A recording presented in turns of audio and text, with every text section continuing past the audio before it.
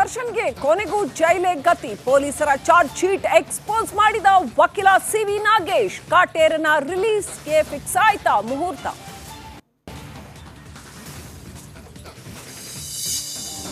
ಏನಾದ್ರೂ ಎಚ್ಚೆತ್ತುಕೊಂಡು ಅಭಿವೃದ್ಧಿ ಬಗ್ಗೆ ಚಿಂತನೆ ಮಾಡಲಿಲ್ಲ ಅಂತ ಅಂದರೆ ಬಹುಶಃ ನಿಮ್ಮನ್ನ ಬೀದಿಗಳಲ್ಲಿ ಯಾವ ರೀತಿ ಬೇರೆ ಸಂದರ್ಭದಲ್ಲಿ ಕಲ್ಲು ಹೊಡಿತಾರೋ ಹಂಗೆ ನಿಮ್ಮೆಲ್ಲರಿಗೂ ಕೂಡ ಕಲ್ಲು ಹೊಡಿಬೇಕಾದಂಥ ಪರಿಸ್ಥಿತಿಗಳು ಯಾವುದೇ ರಾಜಕೀಯ ಪಕ್ಷದವರಿರಲಿ, ಅದು ಕಾಂಗ್ರೆಸ್ ಇರಲಿ, ಜನತಾದಳ ಇರಲಿ, ಭಾರತೀಯ ಜನತಾ ಪಕ್ಷ ಇರಲಿ, ನೀವೇ ಬರೀ ಪಾಲಿಟಿಕ್ಸ್ ಮಾಡಿದ್ರೆ ಮೂರು ಪಕ್ಷಕ್ಕೂ ಜನರ ಕಲ್ಲೇಟು. ಮೂಡ ರಾಜಕೀಯ ಬಿಟ್ಟು ಅಭಿವೃದ್ಧಿ ಚರ್ಚಿಸಿ. ಬೆಂಗಳೂರಿನಲ್ಲಿ ಮಾಜಿ ಸಂಸದ ಡಿಕೆ ಸುರೇಶ್ ತಾಕೀತು.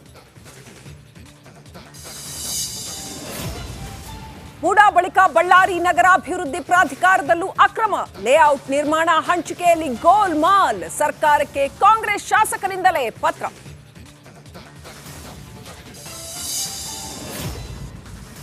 ಬೆಂಗಳೂರಲ್ಲಿ ಪಿಜಿ ಮೇಲಿಂದ ಬಿದ್ದು ಯುವತಿ ಸಾವು. ವೈಟ್ಫೀಲ್ಡ್ನ ಪ್ರಶಾಂತ್ ಲೇಔಟ್ನಲ್ಲಿ ಘಟನೆ. ಆಂಧ್ರ ಮೂಲದ ಗೌತಮಿ ಆತ್ಮಹತ್ಯೆ.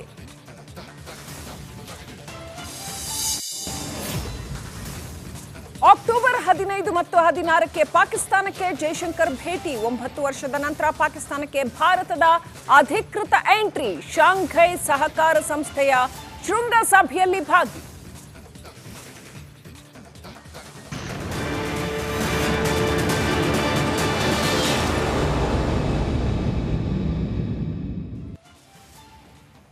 ನಮಸ್ಕಾರ ವೀಕ್ಷಕರೇ, ಸಂಜೆ 6 ಇದು ಕರ್ನಾಟಕ ಕಾರುಬಾರು.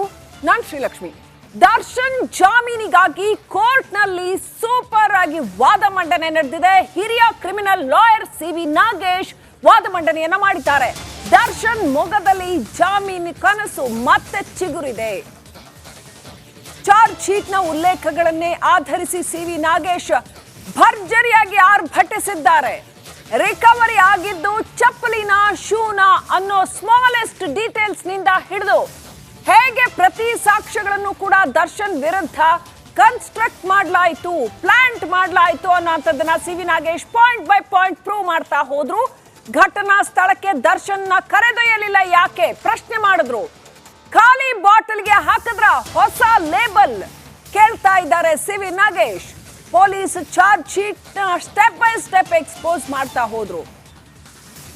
ಲಾಠಿ, ಶೆಡ್ಡು, ನೈಲಾನ್ ಹಗ್ಗ ಇದೆಲ್ಲವೂ ಕಟ್ಟು ಕಥೆ ಅನ್ನೋದು ಸಿವಿ ನಾಗೇಶ್ ವಾದ.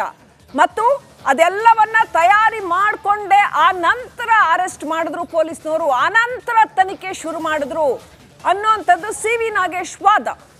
3991 ಪುಟಗಳ ಚಾರ್ಜ್ ಶೀಟ್. ಹಾಗಾದ್ರೆ ಎಲ್ಲವೂ ಸುಳ್ಳ? ಸಿವಿ ನಾಗೇಶ್ ವಾದದಲ್ಲಿ ಏನಿತ್ತು?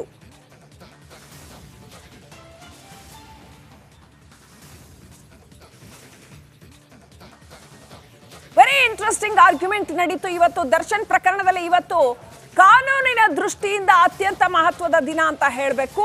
ಸಿವಿ ನಾಗೇಶ್ ಎಂಟ್ರಿ ಆಗಿದ್ದು ಮತ್ತು ಅವರು ವಾದ ಮಂಡನೆ ಮಾಡಿದ್ದಂಥದ್ದು. ಚಾರ್ಜ್ ಶೀಟ್ ಹಾಕೋವಲ್ಲಿವರೆಗೆ ಇಡೀ ಪ್ರಕರಣ ದೊಡ್ಡ ಮಟ್ಟದ ಗಂಭೀರತೆಯನ್ನ ಪಡ್ಕೊಂಡಿತ್ತು. ಇವತ್ತು ಚಾರ್ಜ್ ಶೀಟ್ ನಲ್ಲಿನ ಲೋಪ ದೋಷಗಳನ್ನ point by point CV Nagesh ಎತ್ತಿ ಹಿಡಿತಾ ಹೋದ್ರು, ಪ್ರಶ್ನೆ ಮಾಡ್ತಾ ಹೋದ್ರು. ಪ್ರತಿ ಸಾಕ್ಷಿಯೂ ಕೂಡ ಪ್ಲಾಂಟ್ ಮಾಡಲಾಗಿತ್ತು, ಪ್ರಿಪೇರ್ ಮಾಡಲಾಗಿತ್ತು. ಹೇಗೆ